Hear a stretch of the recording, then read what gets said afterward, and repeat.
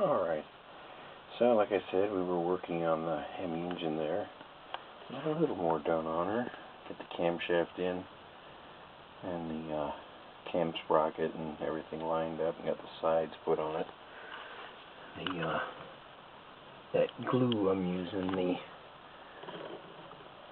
plastic weld, is actually working like a dream on this stuff. I was really surprised. It's not hazing it or anything, so that's working really well. And got ambitious tonight, and here's the 15 already.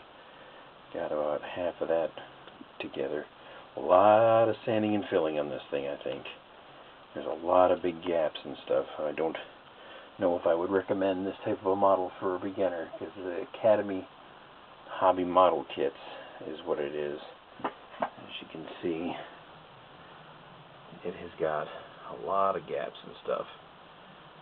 So it's not a bad model. It's just it'll definitely challenge me for filling and fixing and everything. So, but anyway, it's not looking too bad. But you can see some of the gaps right there back behind that, and some of the points there that aren't quite.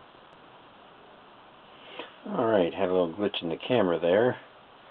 The battery kind of ticked on me. So we're back again, and there's the manual for the engine. Been working on that. Got the piston head on and the cylinders in, so it's starting to look pretty good. I'm pretty happy with the way it's turning out. Like I said, that bottle of plastic cement is pretty amazing. I mean, you can't see hardly any of the joints anywhere where I've glued that clear plastic. And using that saw is actually working pretty well for this clear plastic. I'm getting real good cuts. It's real clean. Just gotta remember, like my father taught me when I was very young cutting steak, you gotta let the saw do the work. Or when I was cutting wood, just gotta let the saw do the work. Just leave it real light pressure and cut through it, and it goes right through that stuff and leaves a nice little line. So I don't see any extra sprue marks all over the plastic. So it's looking really good. F15 is coming along real nice. I'm just kind of going back and forth between the two projects. As things dry, I go to the next project. I got the vertical stabs drying on it right now. And you can see I had to put a whole bunch of Bondo there. You can see the two lines I have to do on the intake there. And they're pretty bad. In case you don't know much about airplanes, which most modelers do, but in case you don't, this line right here and this line right here are not supposed to be there, and this line right here. So, and then if you look at the side, it gets worse. There's a big bump there. You can see that's all supposed to be flush along there. You're not supposed to see this line here, or this one here, or any of this down here.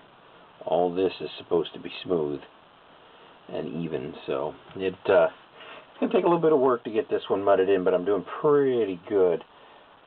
The stuff I've been using is the same stuff I used on the white truck, or the truck I had to use very little of. It's this white putty, and it's actually really good, working out really well. Had to fill in a bunch of stuff here at the tail. I think you can, I don't know if you can see that real well with the light and everything, but had to fill in a bunch there at that part of the tail, and on that side a bunch of fill. I'm going to have to do some spots at the bottom of the vertical stab. I don't know if you can see the lines there or not, but yeah, there's some filling to do there. There's a lot of filling to do on this model, but it's looking pretty good. I really like how the design of it is. It's actually looking really nice. So we're just going to continue on with that. And there's the horizontal stabs that have got to go on next once these are done drying.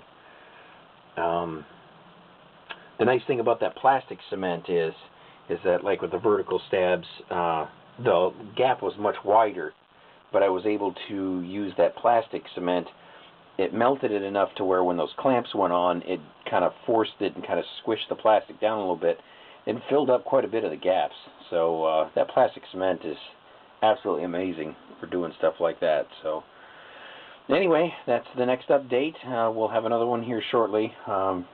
These two projects are moving along pretty quick, so I might be onto the Reliant here in the next few days. So anyway, that's that for the engine and the F-15 update. So thank you for watching, and once again, happy modeling.